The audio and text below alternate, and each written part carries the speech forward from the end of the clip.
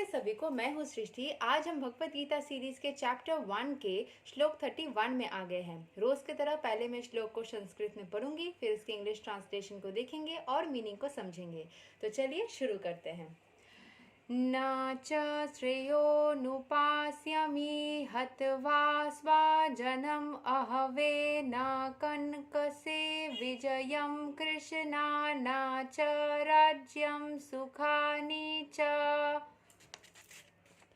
I do not see how any good can come from killing my own kinsmen in this battle, nor can I see my dear Krishna desire any subsequent victory, kingdom or happiness. तो ये अर्जुन कृष्ण भगवान को बोल रहा था।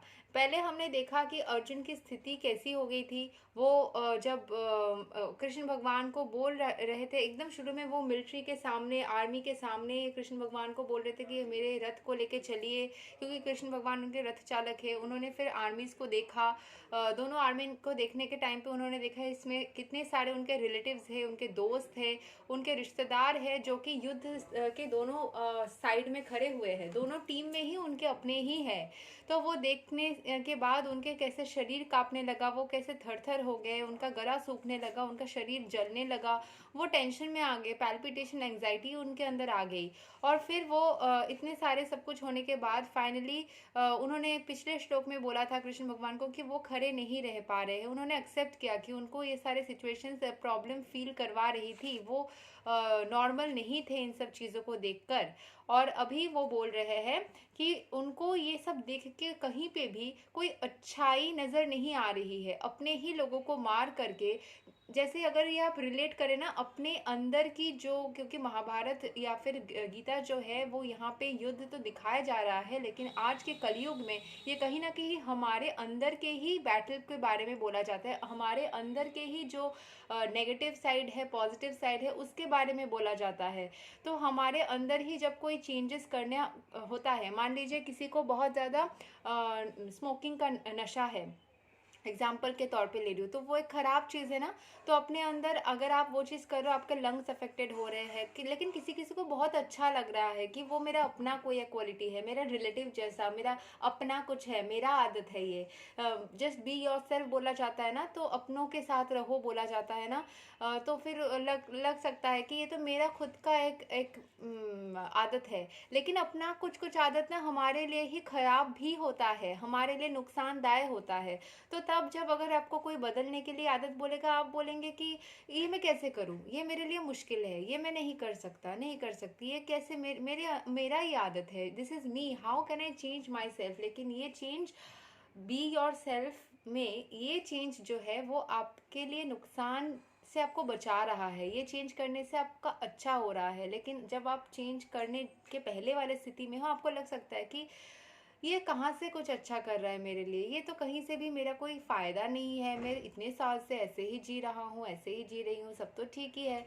तो उस time पे जैसे अर्जुन बोल रहा है, I do not see how any good can come from killing my own Kingsman. मेरे ही जो लोग हैं, जो कि इनोसेंट से लोग हैं, यहाँ पे तो इनोसेंट से लोग थे, लेकिन अब हमारे अंदर के जो बुरी आदतें हैं उसको आप सोच के बोल सकते हैं कि ये तो मेरा एक छोटा सा आदत है, इसको मैं कैसे मार के मेरा क्या ही अच्छा हो जाएगा, इतना साल में कोई बुरा नहीं हुआ तो अब कहाँ से क्या अच्छा हो जाएगा। ठीक है, चलिए इसके जो एक्सप्लेनेशन है उसको समझते हैं। मैंने थोड़ा अंदर का इनर मीनिंग या फिर थोड़ा हटके जो मीनिंग अपने से आप रिलेट कर सकते हो वो मैंने बताया। यहाँ पे जो मीनिंग है उसको थोड़ा समझ लेते हैं।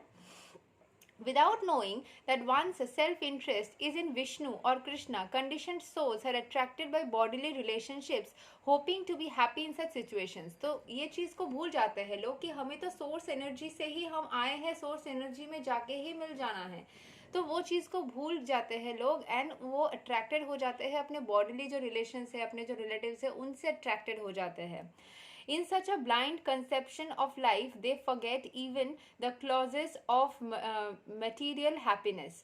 वो ये जो कंसेप्शन है ना कि रिलेटिव्स के साथ में ही सारी खुशी है, कृष्ण भगवान के साथ में एक्चुअल जो हमें मिलना है उस बात को भूल के जो मटेरियलिस्टिक चीज़ों में उलझ जाते हैं, वो उनसे उनको मटेरियल हैप्पीनेस भी नहीं मिलती है। क्योंकि जब आप खुद को समर्पित कर देते हो ना, छोटी छोटी चीज़ों में भी आपको खुशी नज़र आती है। लेकिन जब आप उलझते जाते हो, खुद को मटेरियल चीज़ों को पाने की उलझन में उलझ जाते हो, तो जितना भी मिलता है उसमें भी आपको सुकून नहीं मिलता, लगता है और चाहिए, जो है उसमें भी आपको सुकून नज़र नहीं आता है। जैसे कि एक केक का बड़ा सा एक केक है, ठीक है, उसमें आपसे एक टुकड़ा किसी ने काट करके खा लिया तो आपको लगेगा वो टुकड़ा ले लिया। किसी के पास जो एक टुकड़ा गया वो उसी से खुश है कि मेरे पास एक टुकड़ा तो है।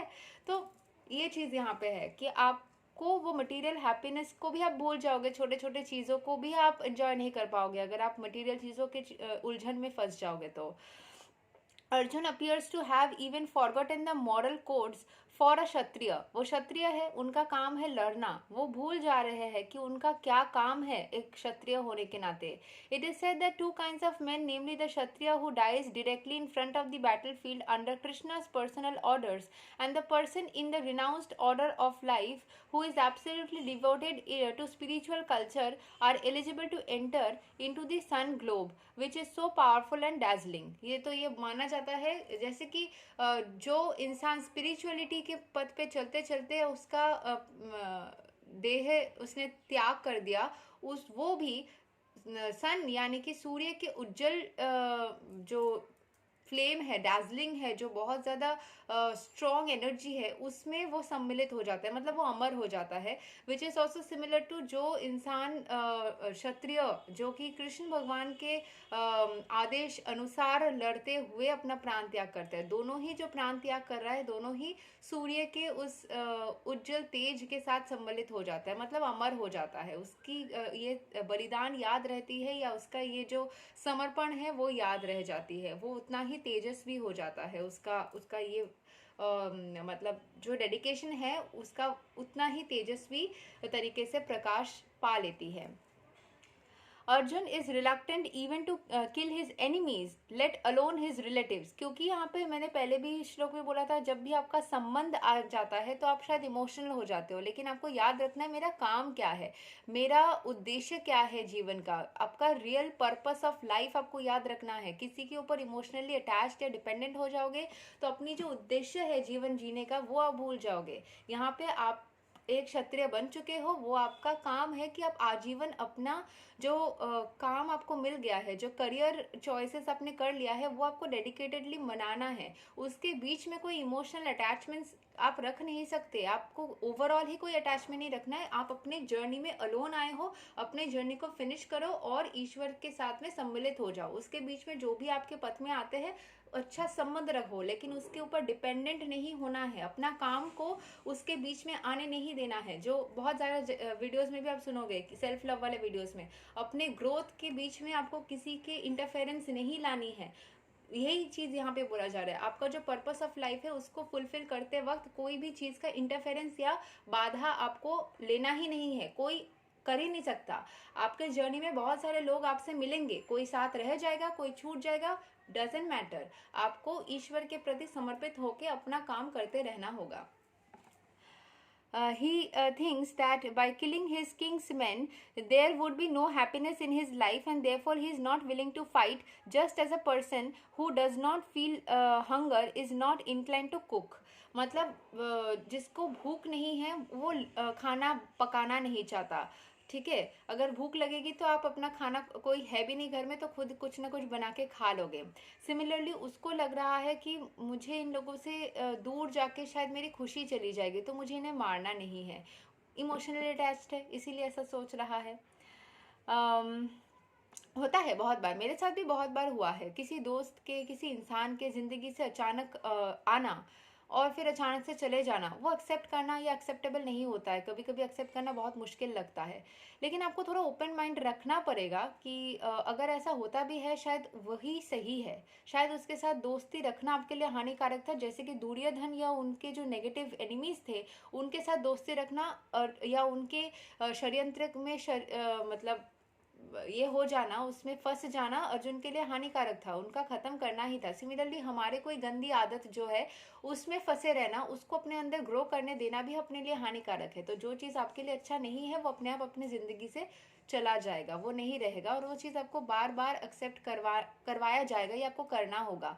ईश्वर आपको उतना स्ट्रांग बनाने के लिए बार बार हो सकता है वैसे सिचुएशंस, वैसे लोग आपके सामने लाए और आपसे पर्पसली उनसे डिटैच करवाए, ताकि आप समझ जाओ, इस चीज़ को सीख सको और एक एक्सपीरियंस्ड आत्मा बन जाओ, जिसको समझ में आ जाए कि हाँ, जो चीज़ मेरे लिए अच्छा नहीं है वो मेरे साथ नहीं टिकेगी, जो मेरे लिए अच्छा है वो मेरे साथ टिकेगी। तो ये चीज़ को एक्सेप्ट करना भी बहुत ज़्यादा ज़रूरी हो जाता है।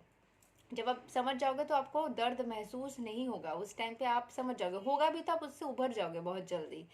He has now decided to go into the forest and live a secluded life in frustration. But as a Kshatriya, he requires a kingdom for his subsistence, because the Kshatriya cannot engage themselves in any other occupation.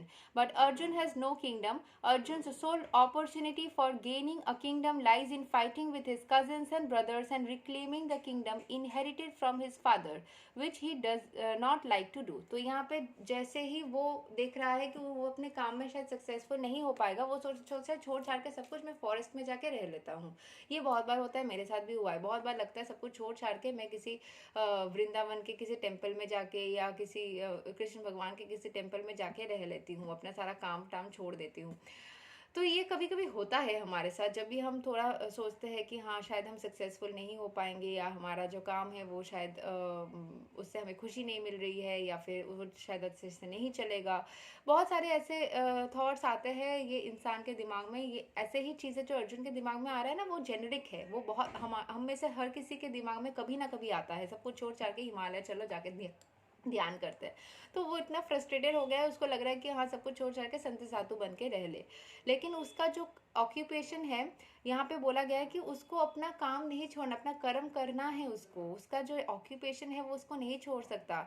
उसके लिए क्षत्रिय है, उसके लिए उसको एक राज्य चाहिए अपना राज चलाने के लिए, क्योंकि वो उसका पर्पस ऑफ लाइफ बन चुका है। तो अपने काम को वो बीच रास्ते नहीं छोड़ सकता है। तो हमारी भी अगर कोई चीज़ चल रहा है, हम ऑक्यूपेशन को चेंज करके कुछ मॉडिफाई ज़रूर कर सकते हैं, लेकिन हम अचानक से सब कुछ छोड़ के नहीं जा सकते। अपना जो कर्म है उसको नहीं छोड़ के जा सकते, जो हमारे एक्चुअल में अपने हैं उनको छोड़ के नहीं जा सकते। अटैचमेंट के तरीके से नहीं, लेकिन एक रिस्पॉन्सिबिलिटी के तरीके से भी होता है कि आप इन लोगों के लिए मतलब रिस्पॉन्सिबल हो, उनके साथ रहना आपके लिए ज़रूरी है, तो उसको आप छोड़ के नहीं जा सकते हो। तो यही चीज़ अर्जुन को नहीं समझ आ रहा था, उसको लग रहा था कि मुझे नहीं चाहिए कुछ भी, लेकिन उसको अपना राज्य चलाने के लिए फाइटिंग करना ही था, अपने ग्रोथ के लिए, अपने इम्प्रूवमेंट के लिए, अपनी गंदी आदतों को यहाँ पे मैं अगर कंपेयर करूँ इंसान के अंदर और ग्रोथ करने के लिए, अगर कोई ख़राब चीज़ बैकलॉग्स है उसको तोड़ना, उसको मारना, उसको ख़त्म करना ज़रूरी है। आपको अगर लाइफ में सक्सेसफुल होना है तो आपको डिसिप्लिन में, रूटीन में आना ज़रूरी है। उसके लिए शायद आपको अपने नींद को कट करना पड़ेगा, अपने ज़्यादा जो एंटरटेनमेंट ले रहे थे उसको कट करना पड़ेगा, या बहुत सारे चेंजेस लानी पड़ेगी ताकि आपका ग्रोथ हो।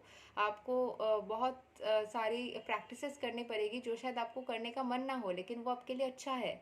तो सिमिलरली अर्जुन के लिए यहाँ पे फाइट करना अच्छा था, ज़रूरी था। हमें अपने अंदर फाइट करना ज़रूरी है। आप इसको रिलेट करके देख सकते हैं। Therefore, he considers himself fit to go to the forest to live a secluded life of frustration. तो इसीलिए उसको कुछ समझ नहीं आ रहा है, इसीलिए उसको लग रहा है सब कुछ छोड़ के मुझे फॉरेस्ट में जाके रहना है, जो कि एक फ्रस्ट्रेशन के लिए ये चीज़ आ रहा था, जो बहुत बार हम में से बहुत किसी को या लगभग हर किसी को कभी ना कभी मन में आया है कि सब कुछ छोड़ छाड़ के चलो चले जाते हैं या मर जाते हैं, या किसी किसी को तो ऐसा लगा होगा कि सुइसाइड कर लेते हैं, ज़िंदगी को ख़त्म कर देते हैं। लेकिन ये चीज़ें गलत है। वही यहाँ पे समझाया जा रहा है कि अर्जुन के अंदर भी, जो कि विनर ऑफ महाभारत है, उसके अंदर भी ये सारी चीज़ें आए थे। तो ये सारी चीज़ें आना गलत बात नहीं है, लेकिन ये सारी चीज़ को ख़त्म करके ज़िंदगी में आगे बढ़ना वो सही बात है। आई होप आपको ये मैं थोड़ा एक्सप्लेनेशन के साथ साथ ही बता रही हूँ हर एक लाइन का, तो समझ में आया होगा। नेक्स्ट जो श्लोक है वो 32 से 35 क्लब किया हुआ है, तो वो हम अगले दिन समझेंगे। तब तक के लिए हरे कृष्ण।